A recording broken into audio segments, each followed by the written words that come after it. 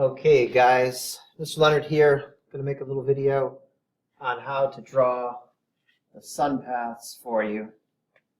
So I'm going to try to do it here on the MS Word with the drawing tools if I can. So the first thing we need to do is to place in the center of the diagram our little observer person. This is going to be the observer in New York State, so they're going to see the sun paths from New York State here, Saratoga Springs. So the observer goes there. Next, we're going to label that observer's compass sky position. So north is going to be in that direction, and we're going to have south over here, west back here, and east would be right there. Okay. And then I want you to notice that let's see, another color here. This horizon is going to be this horizon right here. This is the land horizon that I'm going to kind of mark in green. This whole area, okay, it's going to be like the land horizon, so I'm marking it in green. If the sun comes above that line, it's in the sky. If the sun goes below that line, it's going to be below the horizon and out of sight. Okay, good. So now we go back to our black pen, and I want to label another position here. This is the zenith vocab word. Zenith is just the position directly above your head at any given time. So right above the observer's head, that would be a zenith point in the sky. And we'll notice that the sun is never at the zenith in New York State for any observer. So that's why that's an important piece. Okay, so this first thing you're noticing here is there's a star off here in the northerly sky direction from the observer. There's a star, and that star happens to be at an altitude above the horizon of 43 degrees. And that star is Polaris. And we use this drawing as an opportunity to reference that. That's where Polaris would be in the northern sky. It's like a little added element to the drawing. All right, sun path time. Sun path time. So to draw the sun paths, there's 3 sun paths that we're going to be drawing: the summer solstice, the winter solstice, and then the equinoxes, which is a shared sun path for March 21st and September 23rd. The easiest one to start with is the equinoxes. So that's what we're going to start with today. I'm going to do that in red. Go to my red. And so to do this, I mark some reference points. I'm going to mark where the sun is going to rise, which is exactly east on the equinoxes. And mark where the sun is going to set at the horizon, exactly west. And the sun's altitude is going to reach right about halfway between the ground, horizon ground, and the zenith, right about there. Okay, that's about as high as the noon sun is going to get. And we're now going to trace in, I'm going to draw in the sun rising upward from sunrise up to noon, and then falling, okay, setting, if you will, across the afternoon sky and dropping below the horizon right there. And this is going to be the March 21, September 23rd, shared sun path. It makes that same path on those 2 days. And that's known as our equinoxes.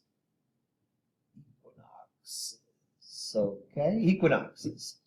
And on the equinoxes, on those days, it's important to note the amount of light that we get. Okay, the amount of light. So let's go back here. We're going to have now, let's see, equinoxes for equal. So 12 hours light that day, and 12 hours dark. Okay, darkness. So 12 hours of light, 12 hours of darkness on the equinox path day. Days, that is. March 21st, September 23rd. All right, next up, let's draw our winter solstice. The winter solstice, I'm going to do that in blue because blue is kind of cold. And the sunrise will not be directly east. As a matter of fact, it's quite south of east. And the sunset is not directly west. It's quite south of west. And the noon sun is going to reach an elevation above the horizon, an altitude up in the sky of about there, about halfway between the horizon and the noon sun of the equinox path. And so we're going to draw in our rising sun up to noon, and then the setting sun across that afternoon skyline, and then dropping below the horizon for sunset. And this sun path, as viewed from the observer, this would happen on December 21st. This is our winter solstice. So you would be drawing along with me if you're at home. Winter solstice, December 21. And how many hours of light? Well, the sun is above the horizon many hours less on that day. So on that day right there, we are only going to be above the horizon and have light for 9 hours. So it's 9 hours of light and 15 hours, that totals 24 hours, 15 hours of darkness. Okay, so that's a very dark day as far as light goes. 9 light, 15 dark on the winter solstice, December 21st. Lastly, our summertime solstice, our summer solstice, longest daylight day of the year. Longest daylight day of the year. We're going to do that in green. Okay, summer green, lots of vegetation. So green, sun will rise about here and set over here. Okay, north of east for our sunrise, north of west for our sunset. And the noon sun reaches an altitude up in the sky about halfway between the March-September equinox and the zenith, right about there. And so here comes our sun rising up to the noon, and then many hours of light as it descends in the afternoon and finally sets down there below the horizon in our northwestern sky.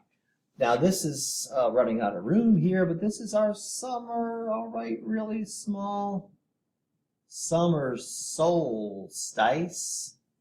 Summer solstice, it's June 21st. What a day. Longest daylight day. And we just flipped the hours of light and dark from the winter solstice. Instead of doing 9 light and 15 dark, we're going to do 15 light, no room for the hours, and 9 dark. And I just barely snuck that in there, barely had room. Okay, so there is your drawing. There's the video on how to draw that. If you missed it this morning, in my short class this morning, the 40-minute, we didn't have time to go through that. Told you I'd make a video, so there it is. Draw along with that video if you can. Pause the video as you need to. And then I want you to repeat that drawing 3 additional times on the worksheet. Best way to do it is to fold the paper so you can't see the previous drawing you made. Try to create the drawing from memorization as much as you can, only looking back when needed. And by the time you're finished drawing it 4 times, hopefully you'll have it memorized. And if not, well, we'll repeat it some more until you get it memorized, because it's important that you can create this drawing from memory, as these points of reference are going to be important as we progress through the chapter. All right, guys, that's it. Enjoy your day. Take care.